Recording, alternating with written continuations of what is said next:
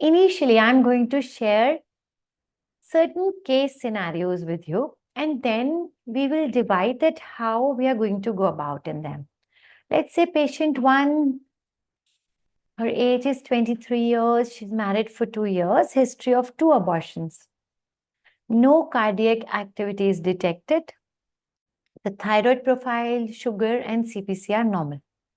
This is one kind of patient which we see in our practice. Another patient, she's married for 5 years. We have got history of 3 abortions at various gestation, but you can see that in all the cases, the 8 weeks, 9 weeks, and 7 weeks, in all the cases,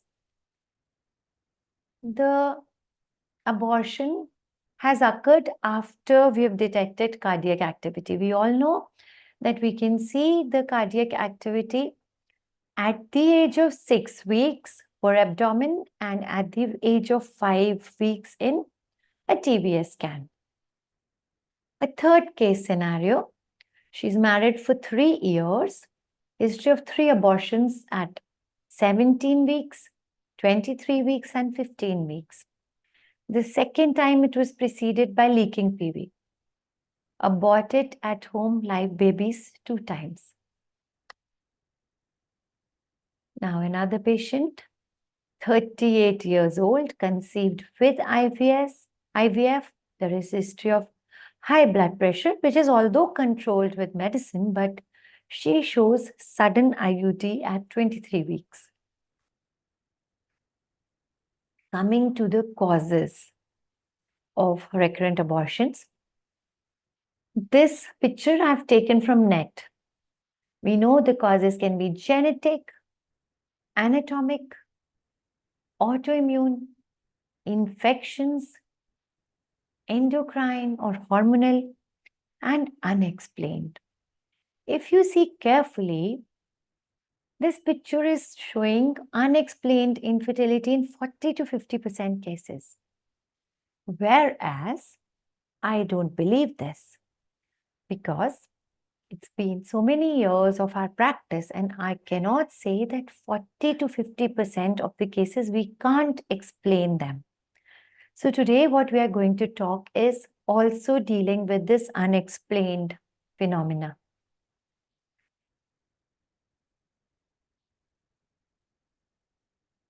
I have always been telling you and all my patients that whenever we see a case of recurrent abortion, we start finding the cause of abortion from the female perspective.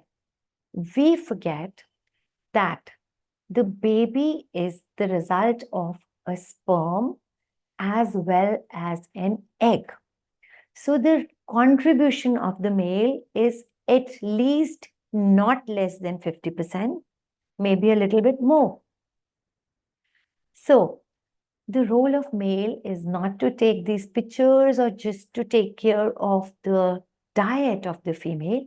It is much more than that as far as recurrent pregnancy loss is concerned. So the studies have already shown that preconceptional paternal environment is very important for the future outcome in a fetus. So what all aspects we must tell male? Number 1, obesity. If the male is obese, it is going to harm his sperms. The DNA fragmentation will increase, and so the quality of embryo won't be up to the mark. We have to take care of the weight of the male. Number 2, sleep.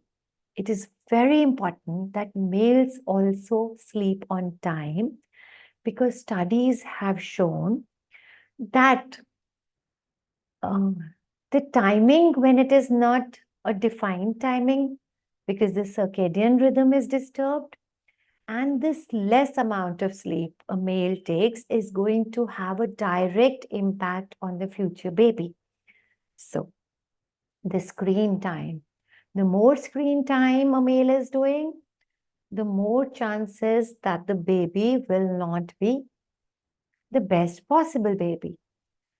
Number 4, the physical activity or the exercise. So it is very important for all the cases of recurrent abortions that you tell the males also to incorporate a lifestyle where at least 30 minutes of exercise is there in their lifestyle.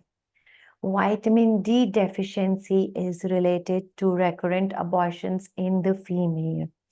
So many times I've seen that now it is a practice that we as obstetricians and gynecologists kind of give vitamin D to all our lady patients, but we forget to supplement the husbands with vitamin D as well. Plastic bottles. As I have told already that the plasticoids have been found in the semen samples, in the testicular samples of the males.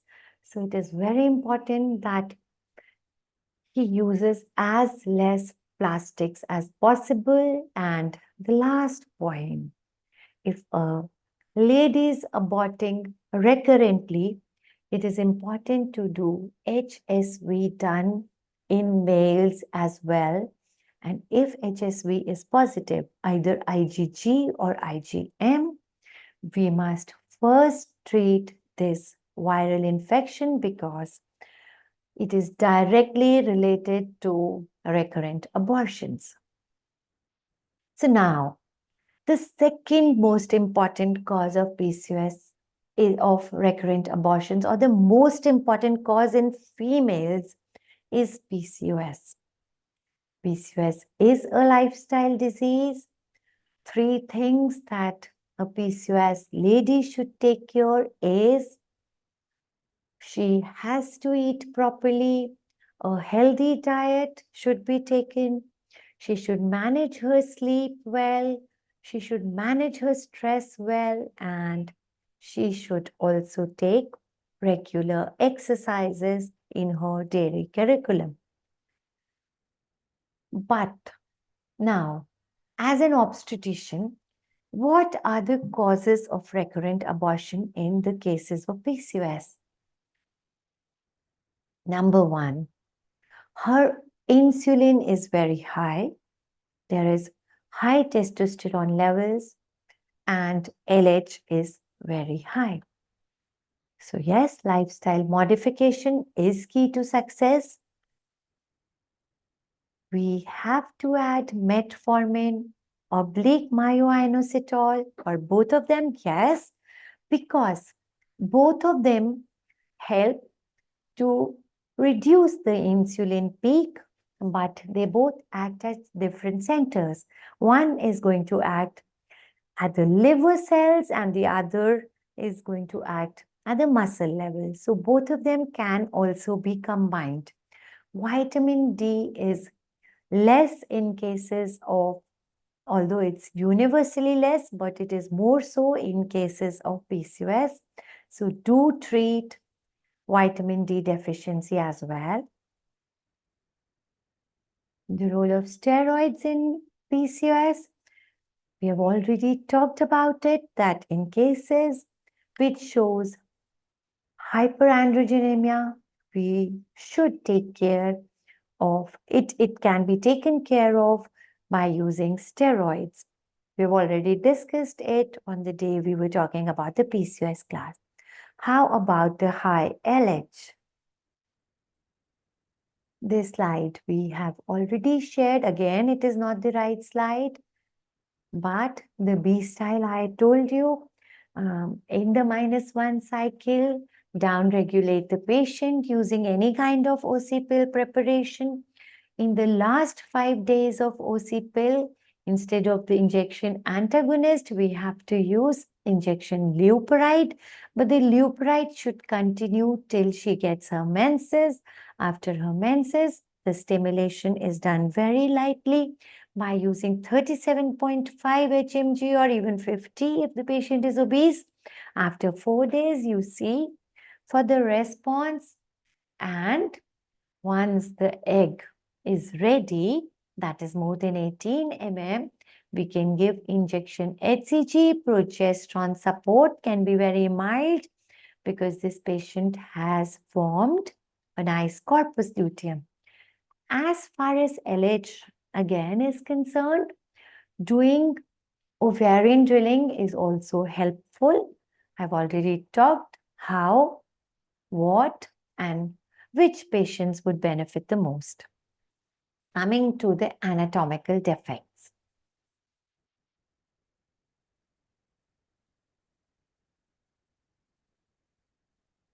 Okay. We know if it is a case of septum, polyp, it has to be removed hysteroscopically. A very minimal septum need not be removed, but if you think this is the cause of recurrent abortion, yes, go ahead, remove the septum. Polyp, micro polyps are a sign that there is an inflammatory process inside the uterus. Maybe you need not remove the micropolyps, but doing a hysteroscopy, you can diagnose that there is an inflammatory phenomena. So here it is important for diagnosis as well, a hysteroscopy. Fibroid, which fibroids to be removed, which fibroids not to be removed. We are going to talk about it. As far as Asherman is concerned, to be very frank, Asherman syndrome, when it forms, it is usually very severe infection if it is a very thick adhesions if they are there. But suppose if they are not that thick, a hysteroscopy, those the bands to be released and putting in a copper releasing IUCD can be helpful. It is not just this, we have to follow this patient by doing a few PRP therapies also so that she starts forming the endometrium also. So, why is the role of inducing a copper T? I will talk about it. That because the copper T, the copper which released from the copper T will be released in the uterine cavity, and this copper is antibacterial and antiseptic. So it will help avoid the re-adhesions. In fact, so many people in the earlier days, you must have heard that when there was a case of recurrent abortions, the gynecologist would do a DNC and introduce a copper T. And somehow this patient would conceive later on. So, what is the role of that DNC? Number one, once we do endometrial injury, it helps in forming a nidus where the next pregnancy is going to stick. So, sometimes a DNC is helpful, number one. Number two, copper from the copper releasing device will take care of subtle infection inside the uterine cavity. How about adenomyosis? I'm going to talk about it more in detail. So these are some of the images which I am sharing with you. If you see the second slide, it's showing a small fibroid. So now, as I told, I want to talk about which fibroids have to be removed. Number one, any fibroid which is pushing the endometrium has to be removed. Number two, so many times when we see there are a couple of fibroids, and rather than removing them, if it is a case of recurrent abortion, that means the patient does get pregnant, I would recommend to give a break period of 3 months and ask her to take medicines like fibroprastil or uripristil so that they shrink in size. And when the uterus is better, then you can ask her to conceive. So that is one point. Number two, you can either introduce a progesterone containing device like Mirena so that it takes care of that fibroids and then she can conceive.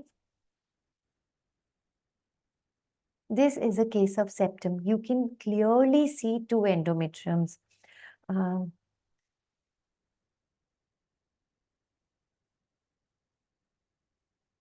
yes. Now, this is a case of fibroid where it is not actually disturbing the endometrium. So it is fine to have such a fibroid over here. I don't know how many of you have seen such a case. I have seen a lot of them. The calcific spots inside the endometrial cavity.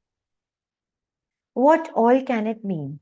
Number one, it could be calcific spots, a sign of tuberculosis.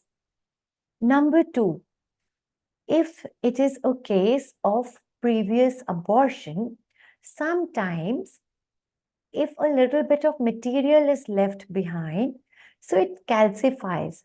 So it appears like this. In fact, I have seen cases where this calcific spot would look something like a copperty kind of a thing. And when you do a DNC, it comes like a stick also. And I remember my teachers used to tell me, no, she must be having a history of a second trimester abortion and it's basically a bone or something. But no, I have seen this in a patient of a primigravida also. So what should you do in such cases? Doing a nice DNC helps. So if it is a thickened thing, then also you should remove it because otherwise it will act like an intrauterine um, IUCD. What are these? When we see an ultrasound and we see these hypoechoic lesions, they are kind of adenomyotic phenomena. Before I go to hysteroscopy, I don't know if I have slide of how I go about treating adenomyosis. Any case of adenomyosis, what is it going to do in cases of recurrent abortion? It is going to have a pressure effect. So once the fetus is there, it's going to kind of push it out. It's going to take it as a foreign body and it's going to push it out. So what should you do in cases of adenomyosis? You have to give the depot, the leuperide depot or the bigger depot. The normal leuperide depot has got the strength of 3.75. But then another kind of depot comes, which is effective for 3 months. So this is more expensive, but if you give those type of gonadotrophin agonist preparations, it slowly and gradually takes care of the bulk of adenomyosis and the adenomyosis kind of diminishes in size. I use this very commonly for my IVF patients also. I get lots of referred patients and patients who are failed IVF. So when I see the uterus and I find that the uterus is very big, a typical adenomyosis will have the endometrium on the top. I hope I have a slide later on. Will have the endometrium on top, and typically the posterior layer is 4 to 5 times more than the anterior wall thickening. So I have given this depot preparation or the gonadotrophin agonist for even a period of 6 months to an year to decrease the size of uterus. The uterus actually becomes very beautiful. So in cases of recurrent abortions, maybe a 1, 2 or 3 leupride or the bigger depot which we get, you can use that as well. So hysteroscopy, if you see the first image, it's absolutely a normal hysteroscopy. The second image is showing of a fibroid. The third is a polyp. Fourth is Asherman syndrome. And the fifth is a septum. whereas the last one is showing the unhealthy endometrium. Now, one thing, whatever kind of procedure you want to do for your patients of abortion or infertility, if it is an invasive procedure, wherein I want to say it could be either a hysteroscopy case or a case where you are going to check for the tubes, even if you want to send it to the radiologist to do a tubal testing done, I want to suggest you some things. Number one, the lower genital tract of female is sometimes carrying some kind of infection. So it is very important that before any procedure done, we have to take care that there is no infection. Otherwise, the procedure is going to increase the infection. Once the fluid goes from down to the uterus and outside the tubes, it's going to kind of flare the infection. So very important, a swab test should be done. And do the procedure only when the swab comes as normal. Number two, in India, do not do any procedure without ruling out tuberculosis. Because again, if subtle tuberculosis is there, it's going to flare and we will have the whole pelvic adhesions. Another small trick which I do for all my patients, whenever I'm doing a hysteroscopy or even a simple tubal testing, I always do a thorough washing. For example, if the patient has come for a hysteroscopy or a tubal testing today, in the morning, the staff is going to clean her vagina thoroughly. Number one, by using hydrogen peroxide. The hydrogen peroxide will form foam. Number two, she is going to clean it with saline. Number three, we are going to put in Savalon. The Savalon acts like soapy action. Number four, again saline to clean the Savalon. And number five, put in some betadine. And then this patient is going to be taken to the OT for whatever procedure she is supposed to be taken. So this is one advice which I want all of you who are there listening to me to follow whenever you have to do any procedure on any lady. In fact, the same procedure we are following for anybody who comes with discharge PV. What we do is we take a swab and then we clean it like this, and then we are going to introduce the vaginal tablet. So 50% of my patients are happy immediately when they get up from the couch, because the most of the infection is washed away like this. Viral, I've been always telling you, any swab is going to pick up only the bacterial infection. The viral is missed. So doing a torch test will make you pick up a viral infection, or you can straight away go and check for HSV infection. The same procedure we are going to follow whenever I have to take my patient for any McDonald's stitch. Because I don't want a McDonald failure. So we always do a swab. If the swab is normal only, then the patient is posted for a McDonald stitch. If there is infection, we are going to treat it. And once the infection is sorted out, we are going to take her for McDonald. The wash has to be done early in the morning. And once the McDonald stitch is done, what do we do? Because our failure rates of a McDonald stitch are much lesser than what they are outside.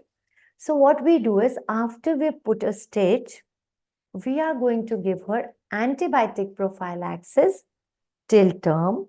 When I say antibiotic prophylaxis, I don't mean that she's going to take antibiotic for 9 months. No, we've decided 2 antibiotics which we give her once a month and the vaginal tablet once a week, so that every Sunday she puts in the whichever preparation of vaginal tablet you like to use every Sunday, so that kind of there is local cleaning. So then the chances of infection or failure of McDonald is very, very less. But suppose, as I told you, we get referred patients, a patient who has failed McDonald, we are going to put her a laparoscopic abdominal cervical circlage. We also put the cervical circlage during pregnancy, but that is an emergency situation. And the only problem is, suppose if she goes in labor, we will have to do another laparoscopy to remove the stitch. Only then the patient can, take out the baby. So it is always preferable in cases of failed McDonald to go in for intermittent laparoscopic abdominal cerclage. Yes, this is the case of adenomyosis I wanted to show you. If you can see the picture carefully and nicely, the upper 1/3, I don't know if I can explain it to you. On the left side is the fundus. The superior part is showing the pani. Can I have water? The superior part is showing the anterior uterine wall, and the posterior part is showing the posterior uterine wall. So if you can judge, the anterior uterine wall is much thinner than the posterior uterine wall. So if I want to say that the leupride is the rambar for adenomyosis, I want you to take in that message. Okay. Now, when we were discussing all the cases, I had shown one case where there were 3 abortions, but all after the coming of cardiac activity. So when you see abortions after cardiac activity, we know most likely there is an immunogenic cause. Alloimmunity or autoimmunity does not matter. How do we go about checking it? Do I do APLA for all my cases? Do I do thrombophilia profile for all my cases? No, no. When I see 2 type of cases, one, the patient aborting after cardiac activity, or sudden IUD at the gestation age of 20 weeks, 23 weeks, 28 weeks, even 30, 32 weeks, I know that this patient requires low molecular weight heparin, high TPO. In cases where TSH is high, it is important to also check for thyroid peroxidase, TPO, because sometimes the antibody forms against the high TSH, and this is going to cause recurrent abortion. So, what is the low molecular weight heparin going to do in such cases?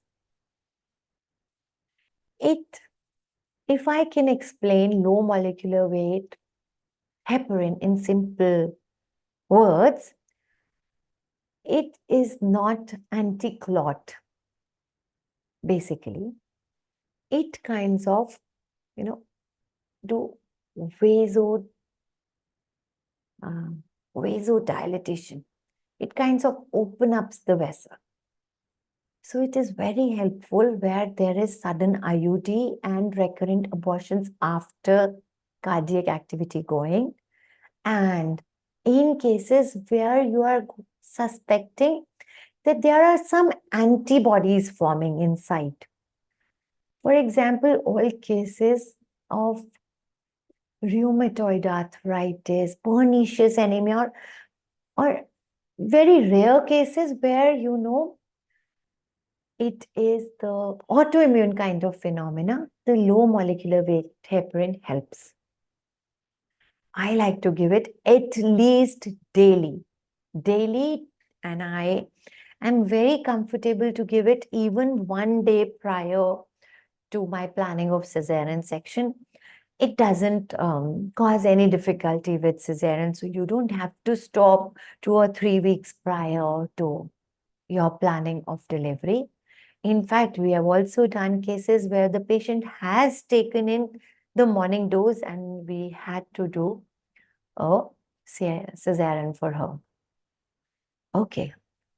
Now, when I'm talking about the immunogenic causes of abortion, I do use bar globe and interglobe. They are very simple preparation, which say they are normal human immunoglobulins. It has to be injected to the patient, ideally at 21 days interval, but my practice is to give it monthly. But then there are immunoglobulins as well. The immunoglobulins are very expensive. Usually they cost around 16 to 17,000 to the patient. But some patients where you're really suspecting the immunogenic cause of infertility, of recurrent abortions, you should go ahead. In fact, I have used immunoglobulins in cases of hydroamnios at the gestation age of 26 weeks, where I was very desperate in saving the baby. So I would use the immunoglobulin, and I did take some of the patients to 34 weeks with absolutely good amount of liquor as well. I love to use immunoglobulin. I don't tell you anything because if you will do Google search, some of the studies will tell you immunoglobulin is helpful. Some of the studies will tell it is no use. No, don't take my take. I would request you to try it out yourself. And how should it be taken? Ideally, when you've decided that an immunoglobulin is required, give one immunoglobulin in each trimester. So 3 monthly, you can use an immunoglobulin. Intralipid works again on the immunogenic cause. It works on the natural killer cell. Where will you find this preparation? Usually pediatricians have it. So I've also posted this picture. So I hope it is helpful. You will know that which preparation we people are having in our hospital. So what does this intralipid contain? It has got natural fat, soybean oil, egg phospholipid, but it acts on the immunogenic factors. Steroids, yes, I've already talked when I use steroids in my PCOS patients, but steroids we use again in cases where you find some immunogenic cause and you want to suppress that immunogenic cause, you can use it. Number 2, in cases where I find infection of the males or excessive DNA fragmentation, there I like to give sometimes steroids with antibiotics. It prevents the agglutinations and it works there. GCSF, filgrastim.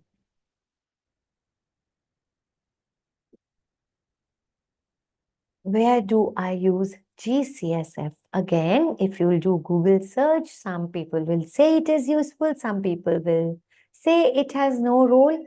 But in my desperate cases where I want to have that particular baby, I usually like to give filgrastim for 10 days. Once the pregnancy is positive, I like to give it daily or alternate days. A 10 days schedule is good enough. It has to be taken subcutaneously. Infection as a cause of a recurrent abortion. Whenever we see cases of premature leaking PV, we have to understand that yes, it could be the premature opening of the cervix, but so many times in so many multigravidas, we've seen that the cervix is too finger open even at 5 months. But then this patient is not going to have leaking PV. So an infection is the cause of premature leaking PV. So we have to take care that a patient who has a history of premature leaking PV, we have to see if there is a vaginal infection by checking it with the swab. But how about the endometritis? The endometritis, you can do a scraping and you can send the tissue for culture. Number one, there is a DICE test, DICE, DICE test, which comes from, I think it's from Lal's lab. They offer it. So they check in for the bacteria. So that is how we can check, or a hysteroscopy. When you see micropolyps or you see the inflamed look, this also tests that says that infection is the cause of a recurrent abortion. So it's not just that we have to give treatment prior to her pregnancy. We can obviously add on the preparations which have got lactic acid bacillus, which is helpful for her vaginal flora.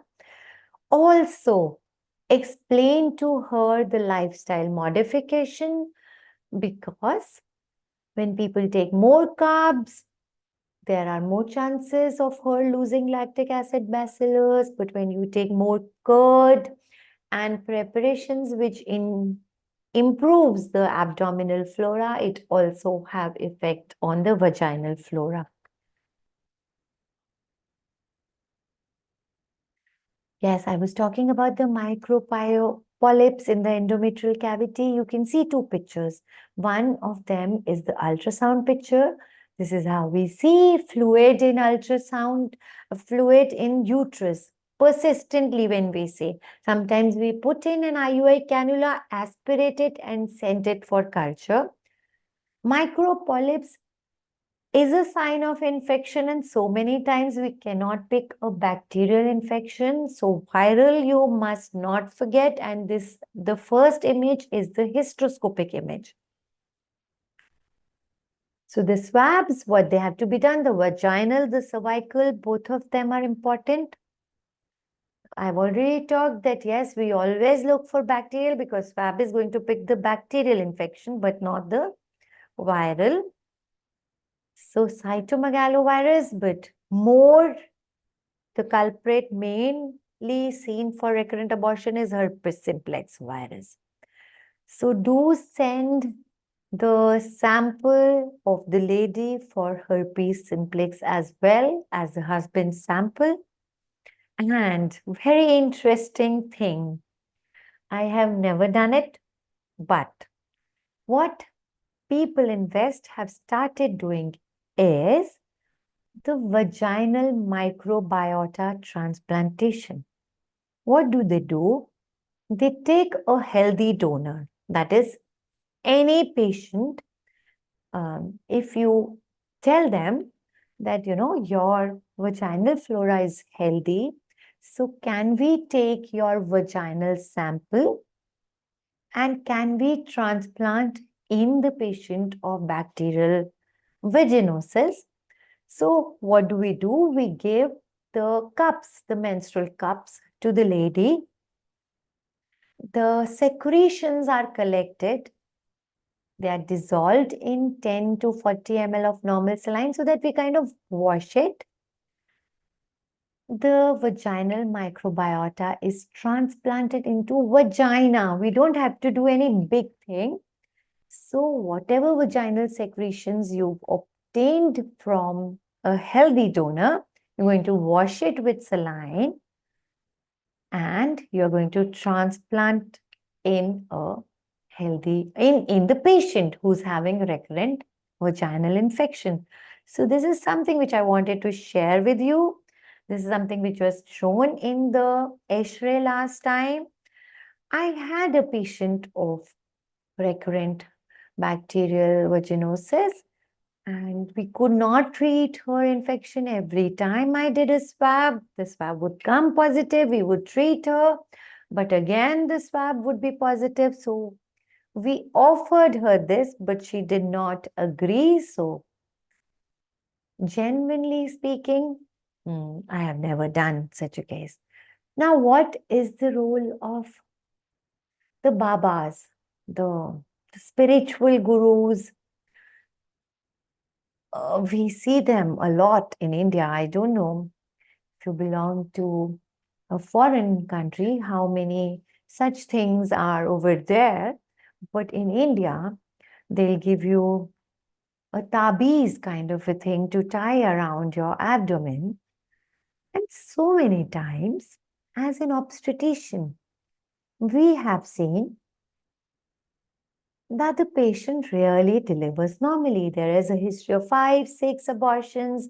She'll go to a Baba, and that Baba is going to promise that this pregnancy is going to be successful.